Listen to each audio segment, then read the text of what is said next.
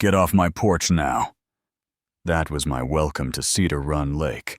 No handshake, no neighborly smile, just a command tossed at me while I was holding one end of my couch, and the woman saying it had a camera bouncing on her chest like a badge, and the kind of energy you only see at airport gates when a flight gets canceled. She said her name was Marcia Blake, HOA president. 12 years running, and before I could say hi, she was snapping photos of the truck, the boxes, the mailbox, the number on the mailbox.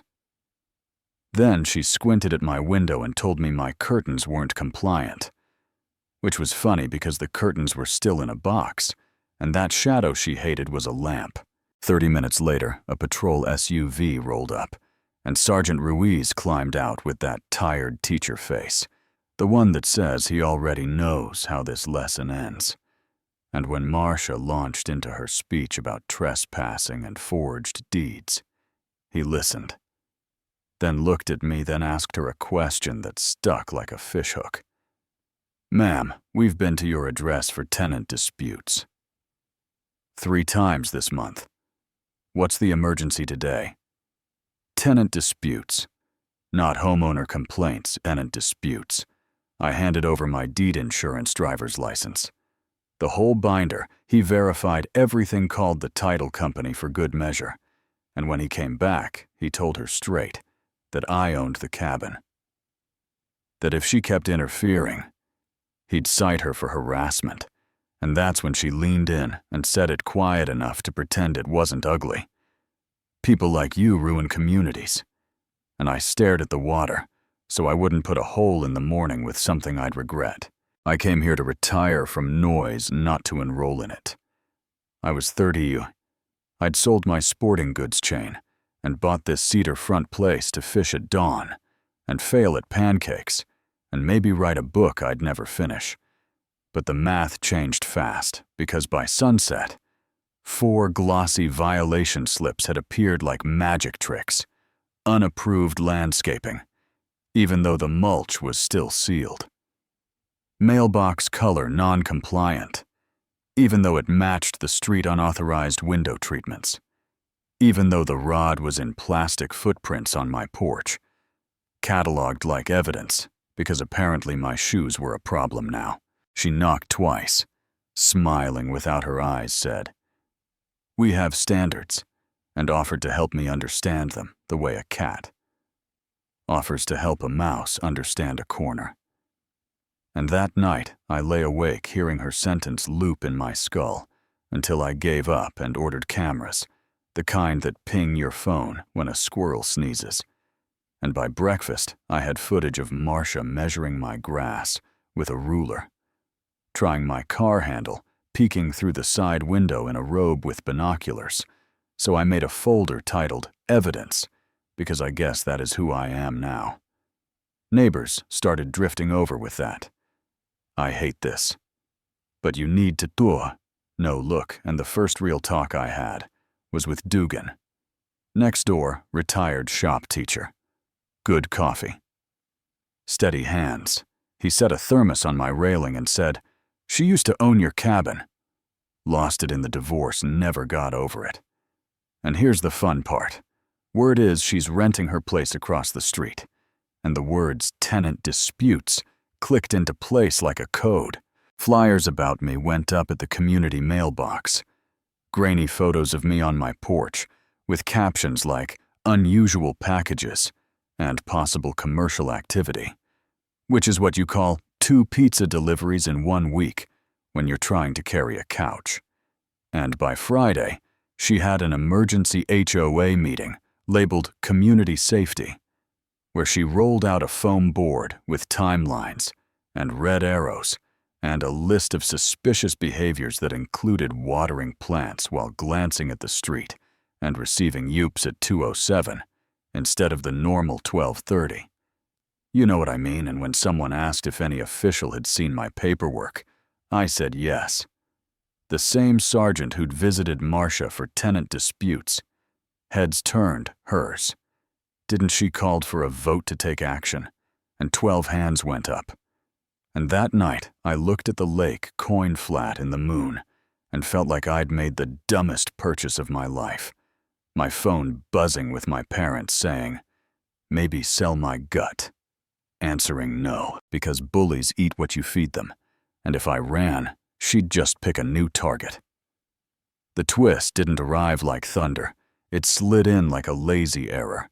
The mailman mixed up 2 envelopes, and inside my box was a rent check made out to Cedar Crest Holdings, LLC for $2,200, which stopped me cold because Cedar Crest was my quiet little LLC, the rental I bought 6 months earlier and barely thought about, and the name on the check was Marcia Bennett, which I didn't register until I remembered the divorce and the maiden name, and then I laughed that short, shaky laugh.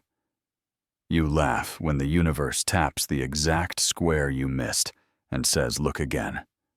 She'd been paying me rent while trying to run me out of town. Not metaphorically. Literally. 6 months straight. $13,200 worth of irony. So I called my attorney, Kylie Tran, and asked for the tenant file, and she called back with a smile audible through the phone. On-time payments? No complaints. Your ideal tenant is Ms. Bennett, and I slept for the first time all week because the plan wrote itself in my head while I dreamed. I asked the management office to schedule a meeting at Marcia's place, owners present. Invited Sergeant Ruiz in case denial got rowdy, printed bank statements with her monthly deposits, the purchase contract for her rental, the tax card listing, Cedar Crest, the lease with her signature, and all the boring lines that end. Arguments, and when she opened the door, she wore a blazer and a victory face and said, "Where's the owner?" like she expected someone grand. And I said, "You're looking at him. I'm your landlord." And the air went fragile. Her mouth opened, closed, opened again, and she said, "No," like a kid says no to Weathersden. Cedar Crest is legitimate. You are a fraud. And Ruiz set the documents on her table one by one and asked if she disputed them, and she grabbed the papers, and her voice went high and thin, and she said I hacked her, or forged something, or planned it, which in a way is funny, because the plan wasn't mine. It was the kind of math you get when you sow control and reap chaos. Kylie explained the line that mattered. Online smears, false reports, interference with my right to live in my own home. All of it equals harassment and a lease violation. And I slid over the 30-day notice to vacate. Not dramatic, just steady. Told her you don't get to make everyone miserable and keep the comfort they pay. For not in my neighborhood, not in the house I own that you rent. And she grabbed a tabbed binder and flung pages. A snowstorm of screenshots and porch stills and timestamps that proved exactly what she didn't want them to prove. And Ruiz, who had seen every version of this, just shook his head and said, "It's done today." She threatened the city, the news. The governor, then she whispered, "I used to live in your cabin," and for 1 second I saw the grief under the armor, the loss that hardened into control, and I felt a sting of empathy right next to the memory of 12 raised hands and a flyer with my face, and the morning she tried my car door, so I let the empathy sit and didn't let it steer. I didn't post a thing, but the internet posted me. A neighbor had filmed the reveal through a window. My sentence, her crack in the voice, the eviction notice on the table, Ruiz. Looking like a kindergarten teacher making sure no one threw a chair, and by morning the clip was everywhere, comments rolling in with jokes and anger and stories from other neighborhoods, and suddenly the veteran she'd cited over a flag had receipts. The family with the newborn had screenshots of quiet hour threats. The retired guy with 3 tomato plants held a sign that said, unauthorized agriculture. And somehow it made the evening news. Yeah, that happened. And the licensing board quietly dropped the complaint she'd filed about me running a business out of my living room. The department put out a line about false reports being referred, and her lawyer called Kylie to make a deal that ended with a voluntary move-out. $12,000 for the mess, a 500-foot restraining order, and a silence where there used to be sirens. Moving day came early. And cold. The truck idled. She kept her head down. I raised a coffee cup in a half-wave that wasn't gloating or forgiving, just human, and when the truck turned the corner, the quiet that landed felt like the first morning after a storm. The HOA held an emergency election, and Dugan got voted in first. Rule change was no weaponizing petty rules. Second was a real process for complaints. Third was no anonymous gossip chains disguised as governance. And a week later we had a cookout by the water, where kids chased each other between grills, and someone asked me about replacing dock planks, and I answered without looking over my shoulder. The rental she left went to a young couple, a nurse and a teacher with twin boys, who chalk cities on their driveway and laugh like they haven't learned to be careful yet. And sometimes I sit on my dock and watch the chalk wash into the lake in the rain and think this is what a neighborhood is supposed to sound like. People ask if I feel bad about how big it went online, and the honest answer is mixed. Some nights I read the comments and the meanness tastes sour. Other mornings I breathe easier in my own yard, and I'm grateful I didn't let a bully write my life, and justice and revenge can wear the same jacket from far away. But up close they feel different, and I held the line I could live with.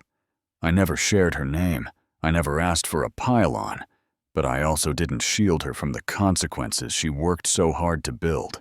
I keep 2 souvenirs in a drawer.